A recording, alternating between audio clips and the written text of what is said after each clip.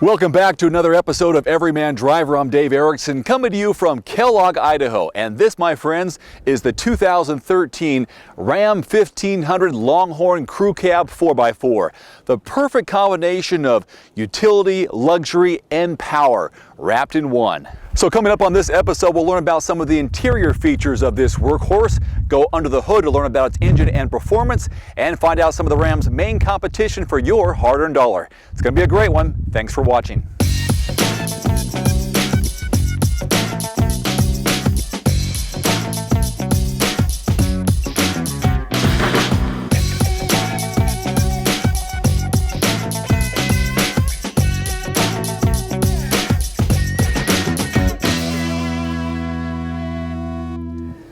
So sitting here behind the wheel of the Ram 1500 Longhorn Crew Cab 4x4, this thing is decked wall to wall with leather. They've got an amazing leather package here. There's even a Laramie Longhorn Edition patch on the middle console here.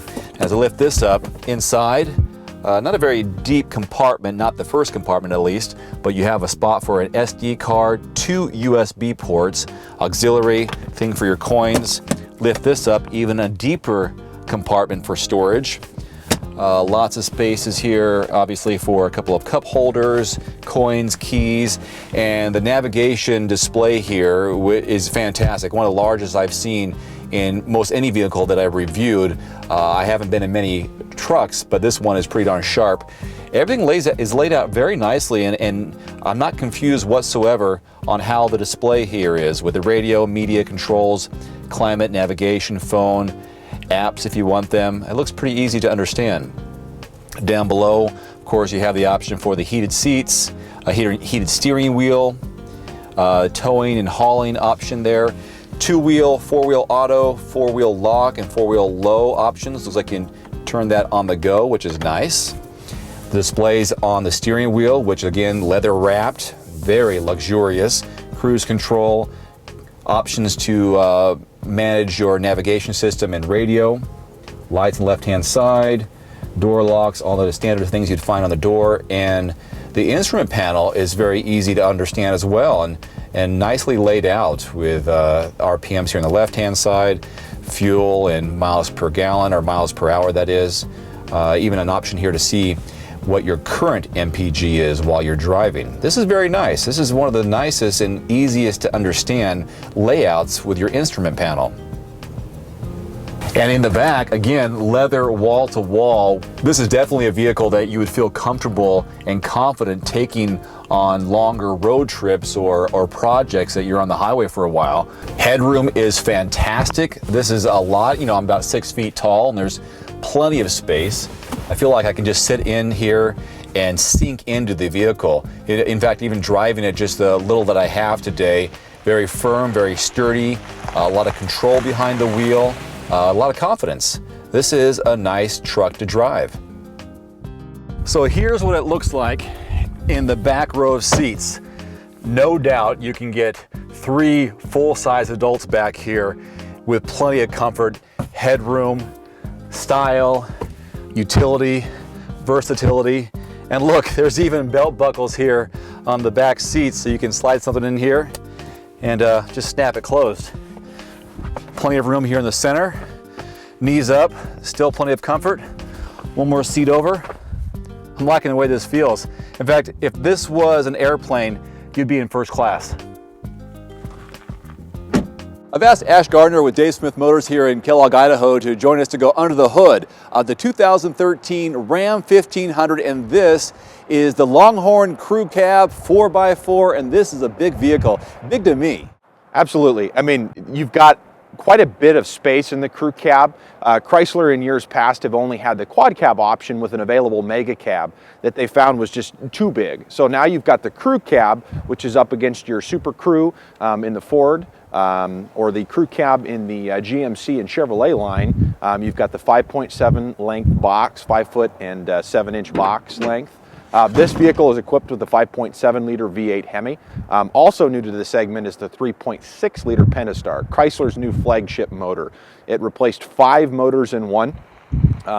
You're looking at a vehicle with the 3.6 equipped with the new adjustable suspension and aerodynamics that have gone into this truck, capable of 25 miles per gallon on the highway. Prime competitor, probably the Ford EcoBoost, both just over 300 horsepower. However, this vehicle with reliability, I think, is probably going to do a little bit better because it's achieving 305 horsepower naturally aspirated, meaning there's no turbocharger. Whereas with the EcoBoost Ford in the 3.5, it's a twin turbo design that can potentially lead to some issues that I have heard with some of my clients. Now, I don't know a lot about trucks. Again, I am the Everyman driver, and this is a new realm for me. So talk about what people look for or their checklist when shopping for a 1500 or a half-ton truck. Sure, absolutely. After everything that occurred with the U.S. auto manufacturer, now customers are beginning to become more and more increased. Their view is going to be looking at fuel economy on top of towing capacity. I mean, this truck in a variety of different configurations is going to achieve well over 10,000 pounds of towing capacity, probably close to 10,500 in some segments if you stick with the quad cab. However, like I said, with the cost of fuel rising, the economy the way that it is, now customers are much more concerned with fuel economy. So that's why Chrysler, with our new partnership with Fiat, is introducing the 3.6 liter Pentastar motor. The other checklist, like I'd already mentioned, is going to be your towing capacity.